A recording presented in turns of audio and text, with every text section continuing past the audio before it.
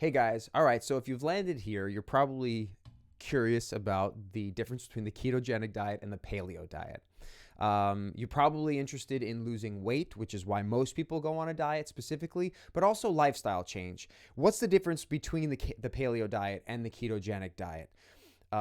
Which one is more effective in terms of losing weight? I'm going to talk about this, and I'm just going to go quickly over the history of the paleo diet and the history of the ketogenic diet and why they were developed. The paleo diet was originally brought to mainstream media by a guy named Dr. Loren Cordain.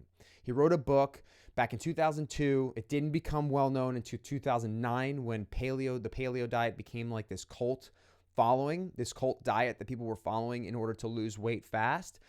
And now it's insanely popular through mainstream, all kinds of media, whether it be, blogs, podcasts, even people talking about it on mainstream news. So in general, the paleo diet is all meat, vegetables, nuts, seeds, berries is the general guidelines for that diet. Why those things? Because those were the things that 10,000 years ago plus in the Paleolithic era, we were able to have at our fingertips. We would hunt and gather, and that's the foods that we would be able to eat. Foods like potatoes would be eaten very minimal or in moderation, and the same thing for rice or grains, because they were really hard to harvest, and they were also really hard to cook. Imagine trying to eat grains without a pot and being able to boil it. So that was one of the reasons behind the whole strategy behind the Paleolithic diet. Now, the ketogenic diet is completely different. The ketogenic diet was developed in the 1920s for people with epilepsy. And it was used as the main source of treatment for people with epilepsy for from the 20s into the 30s. And then what happened was we developed a drug to help with epilepsy. And basically the drug took place of the ketogenic diet, which sidelined it for a really long time. Now, the problem is that the ketogenic diet was actually a much healthier version or way to help people with epilepsy. But there was also a side effect that came with that. People would have insane fat loss. It wasn't viewed as a weight loss or a fat loss diet. It was viewed as a diet that helped people with epilepsy. But it didn't take off as a diet until much later, actually until basically Dr. Atkins made it a little bit more famous in the 80s. So, or actually I think it was the 70s. So here's the deal. The paleo diet and the ketogenic diet are quite different in terms of macronutrients. Now, the paleo diet doesn't really have a macronutrient profile. However, Dr. Loren Cordain, the author of the paleo diet, says that the paleo diet is a high protein diet, but that has been over the last, 6-7 years. There's a lot of other paleo people out there, Rob Wolf being one of them, people I've interviewed on my podcast that talk about the paleo diet, and they kind of take what Cordain has talked about and they've molded it to a more modern, maybe some would say bastardized version of the original, and they've created a paleo diet that's a little more, I think, user-friendly. So you might see less of a high protein diet and more of a balanced diet where people they're staying within the guidelines of the nuts, seeds, berries, vegetables, and green vegetables and meats, but they're broadening the spectrum on the macronutrients. So it's not necessarily one or the other. Now, in terms of weight loss, you can skew some of your macros to get the results, but that's a whole nother video. Now, with the ketogenic diet, that is a high fat diet specifically. There is no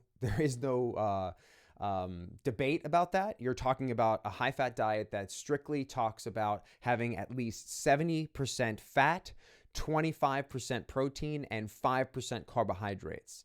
Now, that might sound really delicious to think about being able to have 70% of your calories coming in from fat. But I'll tell you this right now, it's not an easy thing to do. It actually takes a lot of work, a lot of planning. But the benefits can be significant for people that need to lose an extreme amount of weight, body fat specifically.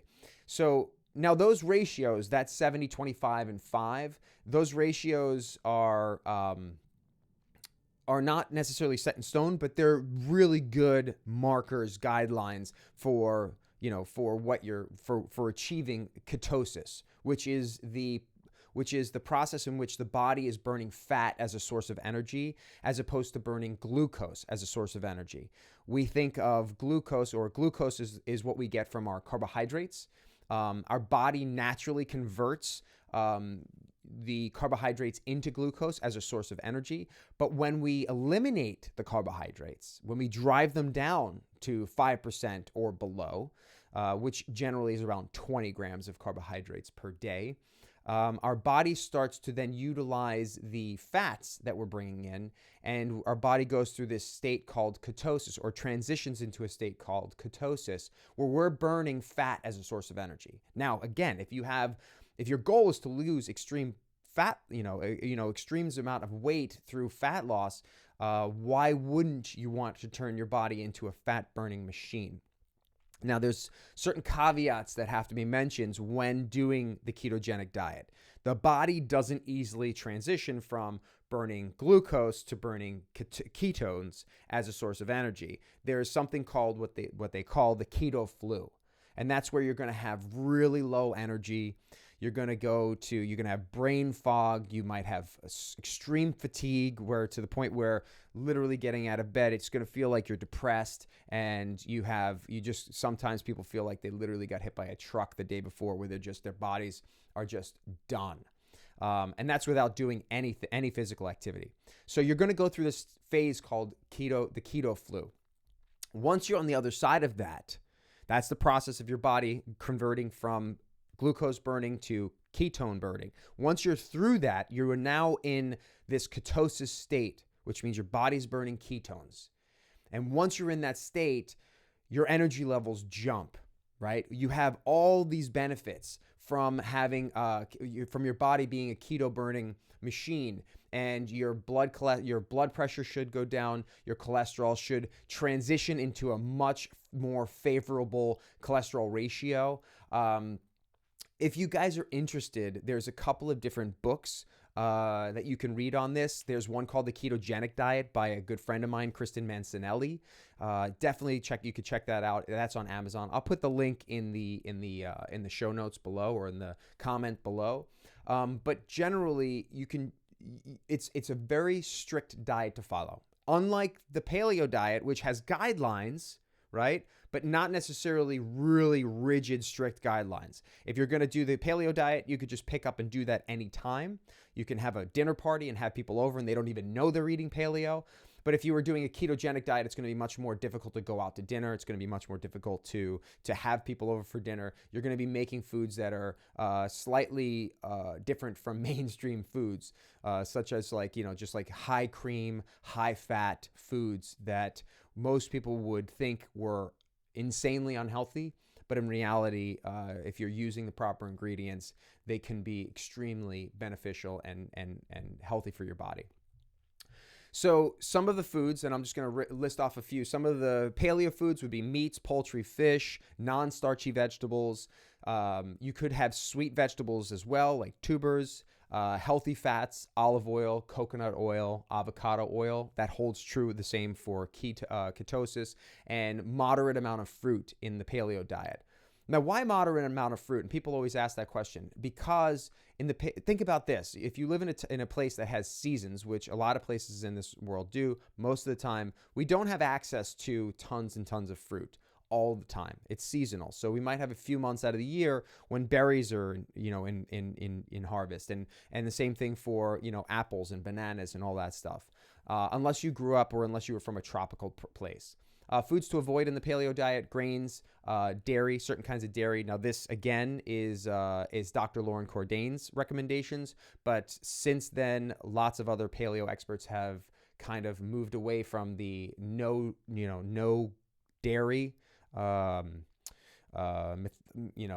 method, but they've started to incorporate that into their diets as well. And then the keto is basically almost exactly the same thing, except for keto and foods to eat would be the dairy And you would have, and then foods to avoid would be all of your sweet vegetables and tubers. It would be all grains. You're going to actually avoid basically all high carb dairy, which is basically fat-free dairy. If you look on the back of any kind of dairy product that's fat-free, the carbohydrates are a little bit higher, the sugars are a little bit higher. And in order for that food to taste good, they had to, increase the sugar content. Or, when you remove fat, all that's left is the carbs. And fruits are off the table when you're talking about the ketogenic diet. They're just off the table, period. So in summary, they can be both very effective diets, right? But if your goal is to lose like 10 pounds, 20 pounds, my recommendation would be to do the paleo diet. In the paleo diet, if you're now at this point just having a standard American diet, which means you're having cereal in the morning maybe, and you're having a sandwich for lunch, and then you're having maybe some meat and potatoes or pasta for dinner, that's a pretty standard American diet.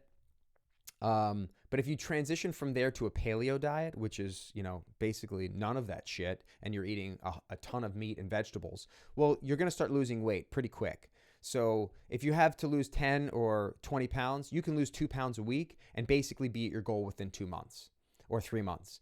If you have like 30 to 100 pounds to lose, my recommendation would be doing the ketogenic diet. It can take you up to, some people it takes over a month to transition with that keto flu like I was talking about. It could take 8 days. It could take a week for a lot of people, but for some people I've read and heard, and I have a client that it has taken longer than that. So that's just a difficult phase to get through. But once you're on the other side of it and you're really rocking and rolling, the weight loss can be significant. So what you can do is create a strategy around this. If you have 30 or 40 pounds to lose, you do more of a ketogenic diet to start out with. And then you reach your goal, and then you transition from keto to a paleo diet. And the paleo diet's just like, it's all basically the same foods with the exception of one or two, and the ratios are completely different. But you're going from a whole food diet to a whole food diet rather than what most people do, which is why we have the yo-yo dieting, which is most people go on a diet like the keto diet, which is an extreme diet, and they transition right back to the old diet that got them in the fucking same place to start with. So that would be my recommendation. Start with the keto if you have a lot of weight to lose, and then transition into paleo. If you don't have that much weight to lose, try out a paleo diet. And don't look at these as a diet, guys. Look at this as a lifestyle. This is the way you should be eating for the rest of your life. You're not stopping yourself from eating, all these delicious foods. In fact, the paleo diet, the ketogenic diet, all of them give you the opportunity to eat really good, healthy, delicious food all the time. It's just you creating a structure around all of that in order to create a lifestyle that you can maintain for the rest of your life. So that's it from me, the difference between the paleo and the ketogenic diet. Thanks for watching.